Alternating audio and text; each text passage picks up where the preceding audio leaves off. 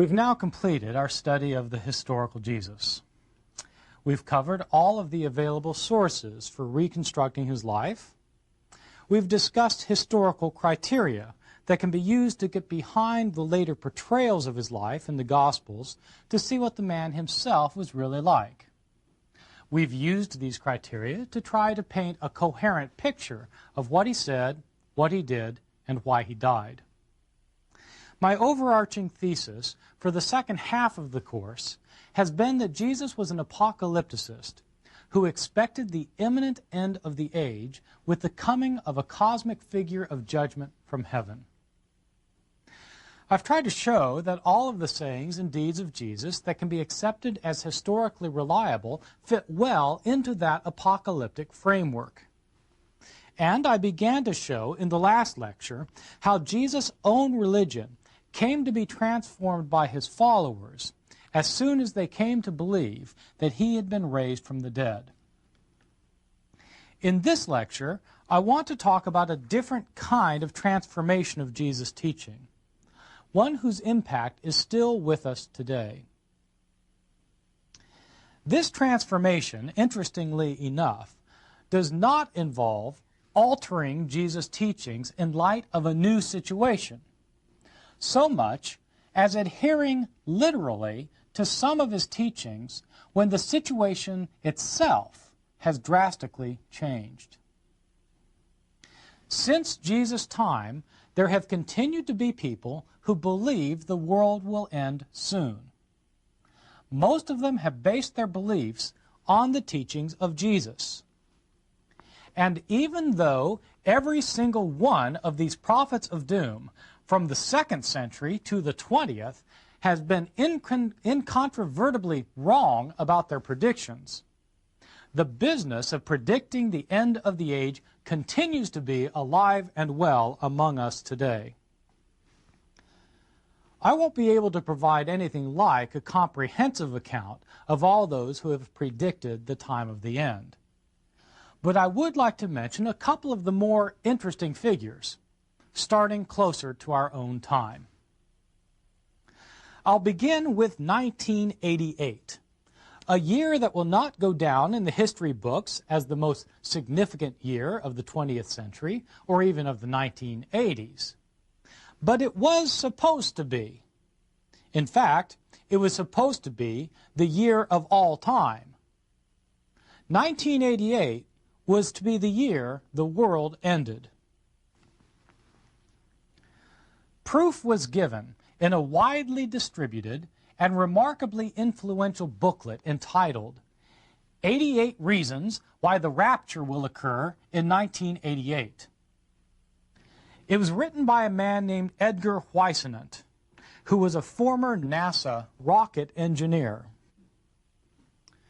True to its title, the book enumerated biblical and logical reasons why 1988 would be the year that history would begin to end. The scenario that Whisenant painted was remarkably detailed. Sometime during the Jewish festival of Rosh Hashanah, September 11th to 13th, 1988, Jesus Christ would return from heaven to remove his followers from earth. The technical term for this in theological circles is the rapture. The rapture is when Jesus comes from heaven to return for his followers, and then they are caught up with him to meet him up in the air. The term rapture, by the way, never occurs in the New Testament, but it's a term that evangelical Christians have long used for this event. According to Whisenant, Jesus would return from heaven during Rosh Hashanah 1988 for the rapture.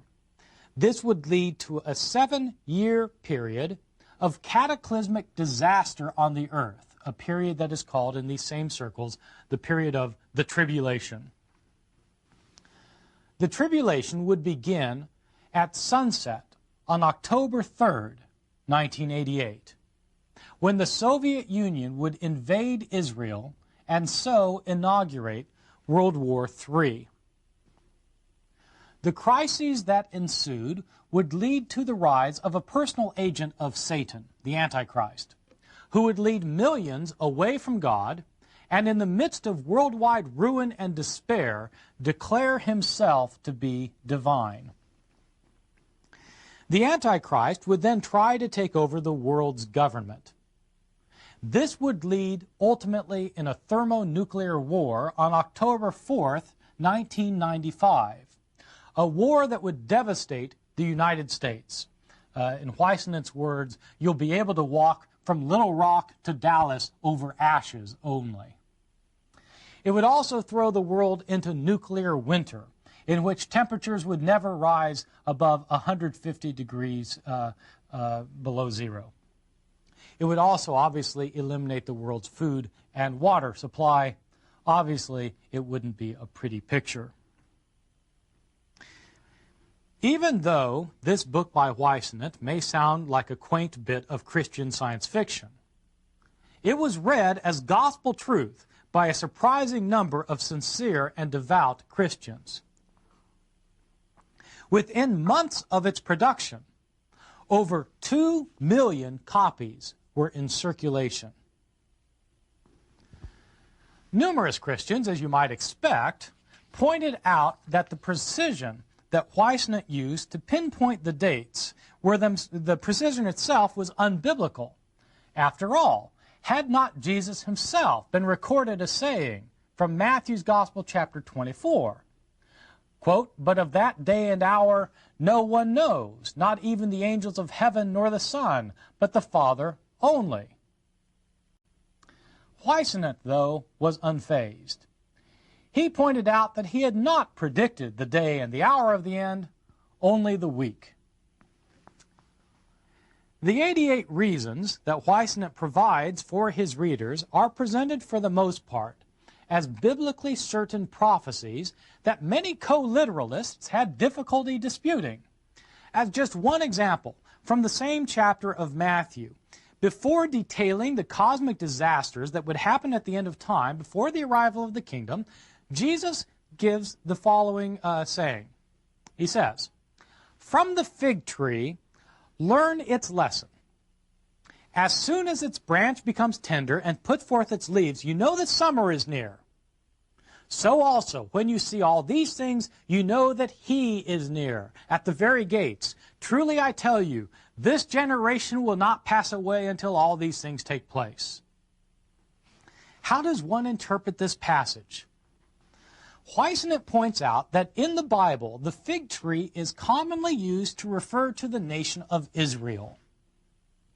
What does it mean when the fig tree then puts forth its leaves? Well, this is obviously a reference to a fig tree that appears to be dead over the winter period, but then in the springtime, it appears to come back to life. When does Israel, the fig tree, come back to life? Well, it obviously comes back to life when Israel once again begins to be a sovereign state in the land.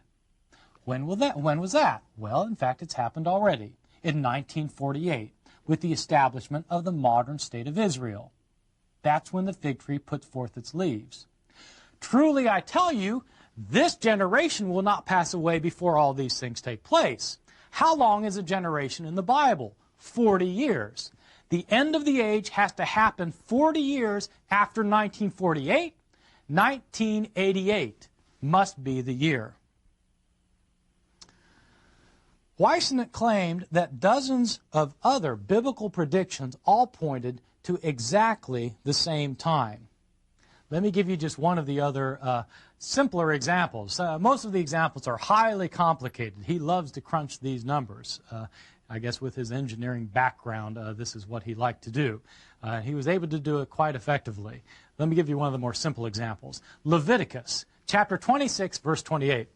God tells the people of Israel that if they are disobedient, they will be punished sevenfold for their sins. What does this mean? Well, Weissenet takes it to mean that a punishment of Israel will last 7 years, sevenfold. He also notes that in the Jewish lunar calendar, a year consists of 360 days. In other words, the punishment will last 7 times 360. In the Bible, in a number of texts, such as in Numbers 14, verse 34, God reckons one day as a year. This means then that the punishment of Israel before it can inherit its reward is to last 7 times 360 years, or 2,520 years all told. According to the book of Daniel, Israel's punishment was to begin with the 70-year oppression of Israel by the Babylonians, which started, according to Weissenant, with the reign of the monarch Nebuchadnezzar in 602 BC. So it begins in 602 BC, lasts for 70 years, the Babylonian captivity. It ends in 532. That's when the punishment of Israel is to last. If the punishment of Israel is to last then an additional 2,520 years, well, you do the math. From the year 532 BC, you add 2,520 years, and surprise, it's 1988. Those are 2 of his reasons. He gives 86 more that I won't try to detail for you here. What's particularly striking about this example of Edgar Weissenant is in fact one of the most common features of the entire phenomenon of date setting among modern predictors of the end. When 1988 came and went, Weissenant did not at all retract his views. Instead, he argued that he had made a slight miscalculation. He had forgotten in the midst of all this number crunching that he had been doing that when our modern calendars were established in the 6th century AD by Dionysius Exiguus, this monk who set our modern calendars, that he didn't begin our present era with the year 0, he began it with the year 1. Which means, according to Weissenant, that the first decade of this era had only 9 years in it, from 1 to 10. As a result, his calculations were off by a year. So he published another book, arguing that instead of 1988, 1989 was going to be the time of the end. Well, the end never did come, of course. But the constant and inevitable failure of such projects to materialize has never seemed to have even the slightest effect on their popularity.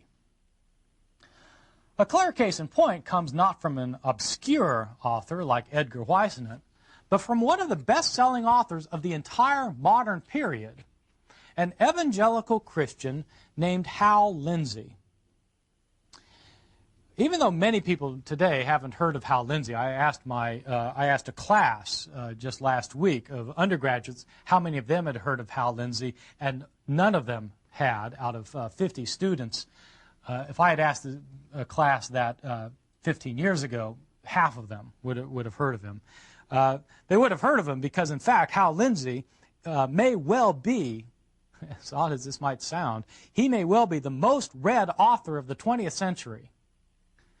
His most famous book is called The Late Great Planet Earth. This book was the best-selling work of nonfiction, using the term loosely in this case, the best-selling work of nonfiction in the 1970s. It sold more books than anything except for the Bible. Today, there are 28 million copies of this book in print.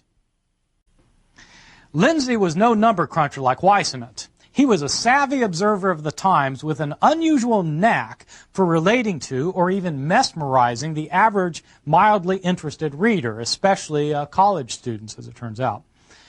His book, The Late Great Planet Earth, reads like a detective novel. It's filled with anecdotes, plausible historical scenarios, and predictions of mass destruction that was soon to come. Writing in 1970, Lindsey saw the world as the stage of God's historical activities and the Bible as the blueprint. Using this divinely inspired blueprint, Lindsey could make a precise calculation of what would happen at the end of world history, when a world war would break out in the Middle East, leading to an invasion by the oil-thirsty Soviet Union, a nuclear counterattack by a 10-nation European Commonwealth, and the invasion of a 200 million strong army of Chinese.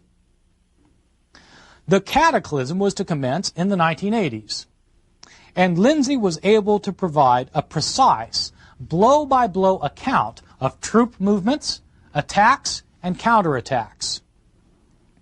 At the end of it all, there would be left only the European Commonwealth, headed by a charismatic leader who in fact was none other than the Antichrist, which would unleash its nuclear arsenals, destroying the major cities of Earth. And then, when there appears to be absolutely no hope, God would intervene once and for all. Christ will come from heaven to overthrow the forces of evil and to set up his good kingdom on earth. Part of Lindsay's persuasive power lay in his insistence that the portrayal of future events is rooted completely in the scriptural texts, which accurately portrayed the future of our planet as it was to materialize in our own time.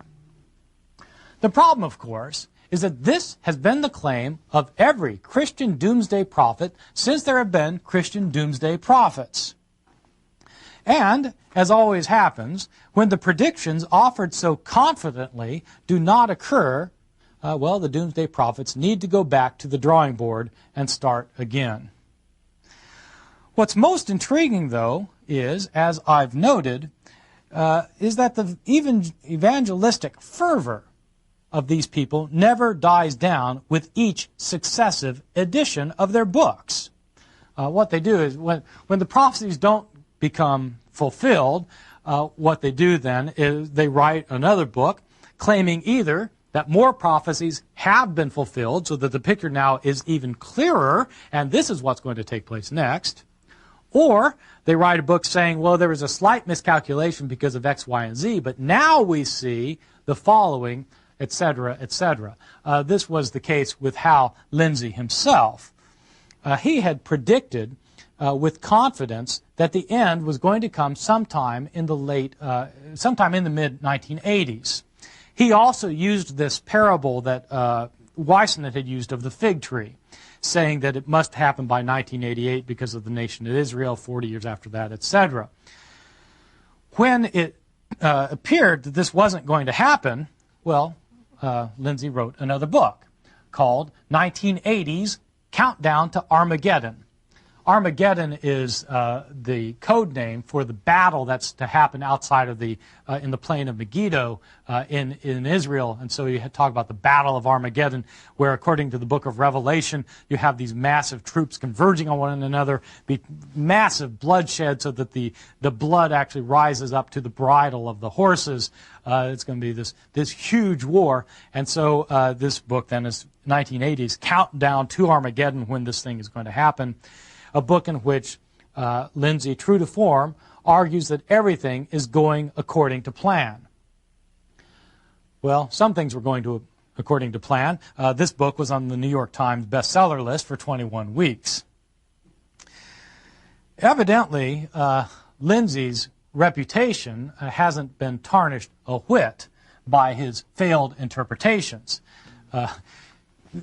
Some of his interpretations were made particularly problematic when he had talked about how the Soviet Union is so oil thirsty was going to invade the middle. When the Soviet Union disbanded, well, his initial response was that in fact this was a Soviet ploy.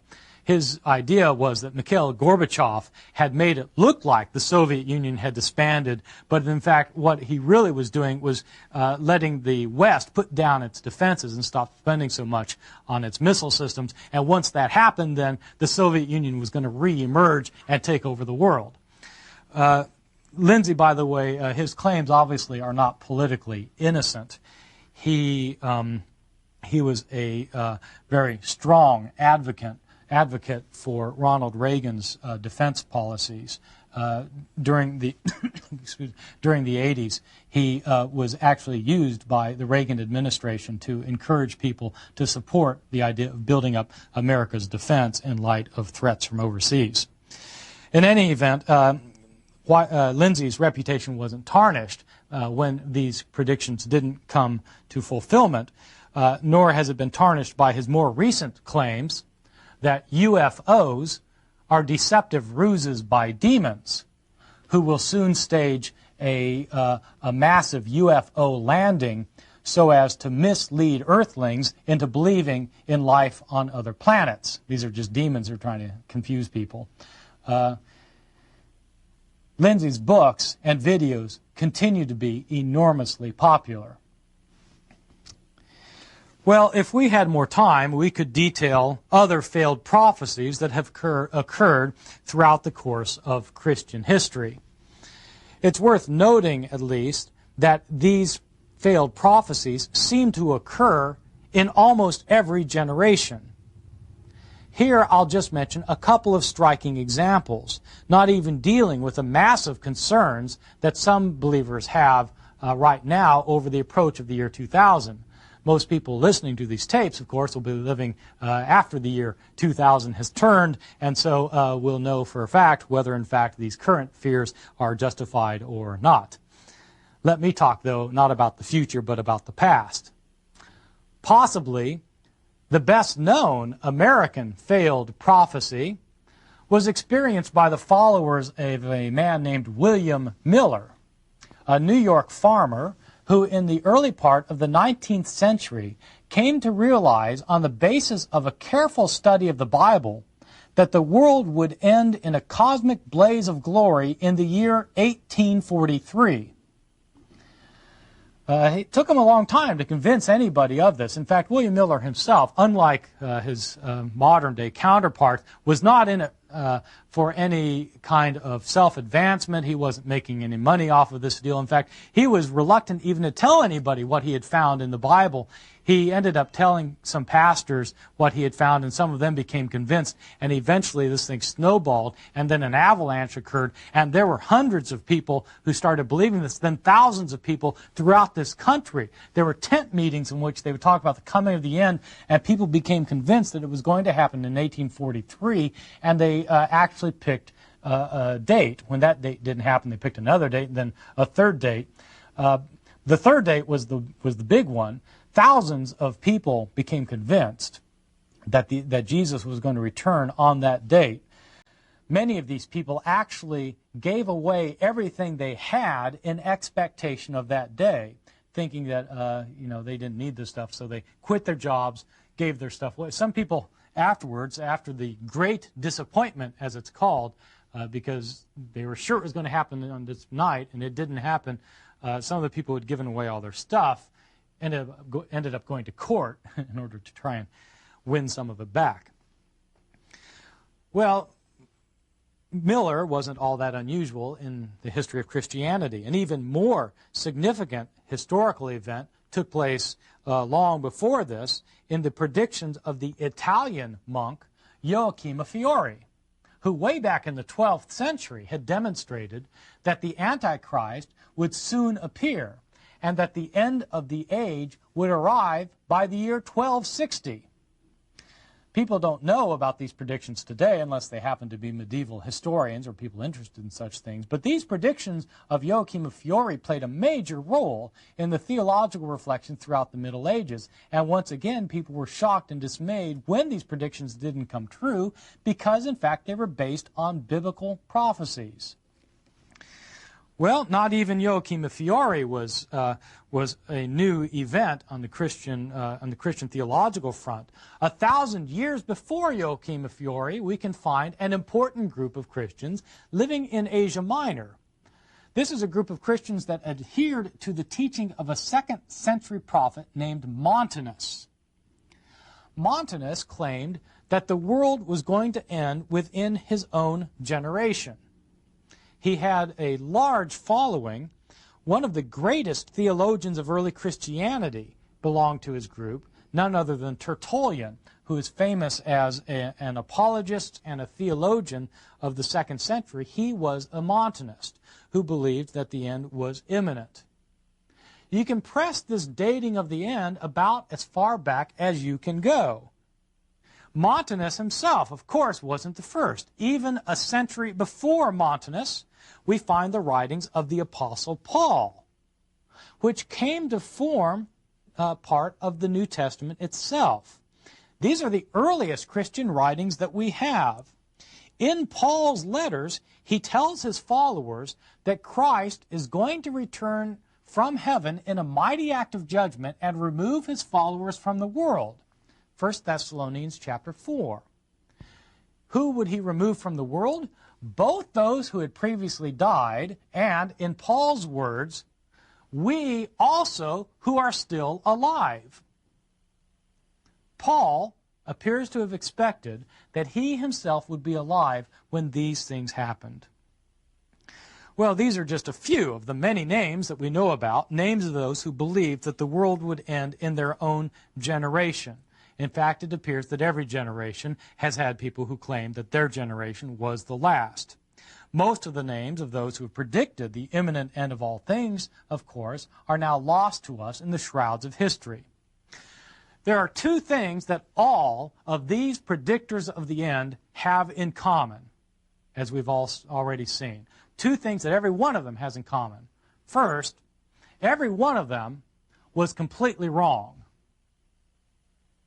Second, every one of them could cite the words of Jesus in support of their views.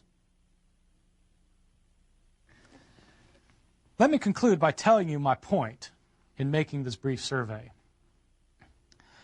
My point is not, as you might have thought, simply to stress the fact that Jesus himself got it wrong.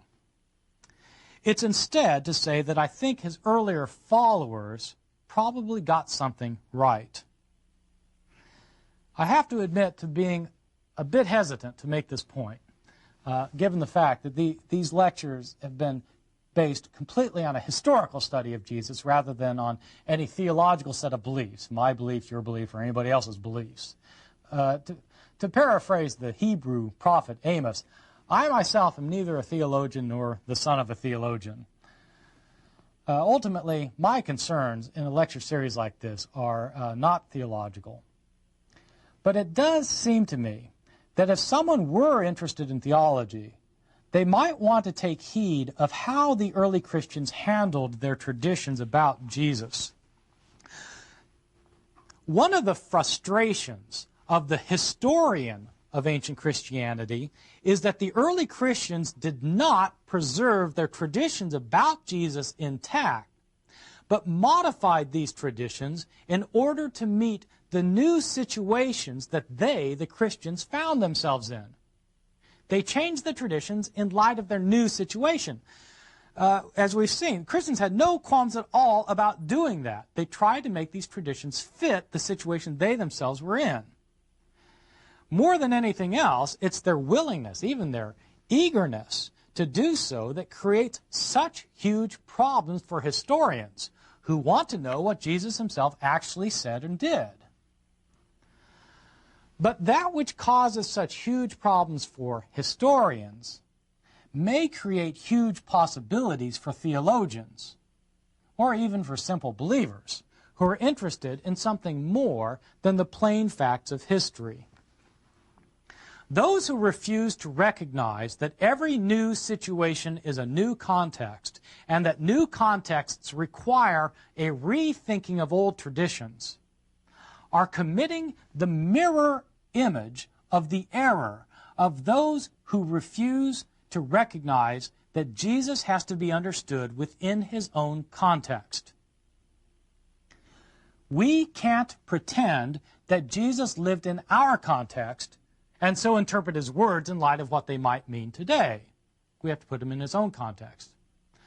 But we also can't pretend that we live in Jesus' context and pretend that his words are immediately relevant to a different situation. That's always been the downfall of the doomsday predictors of the end. They've taken the words of a first-century Jewish apocalypticist and pretended that they were directed to the context that they themselves were living in. These words may have provided hope and a vision for a better day to their original hearers. When they're removed from their original context and used without remainder in new contexts, they simply become shallow and false. Thus, anyone who's interested in understanding what the words of Jesus might mean in the modern world cannot take them at face value and apply them to the present situation without seeing how that situation is different from his own. The business of applying the teachings of an ancient rabbi to a modern context, of course, is not the business of a historian, but of a theologian. But at the least, the historian can recognize when a context has changed and see the dangers involved in assuming that the historical context of a person's words and deeds are unimportant either to their meaning or to their relevance.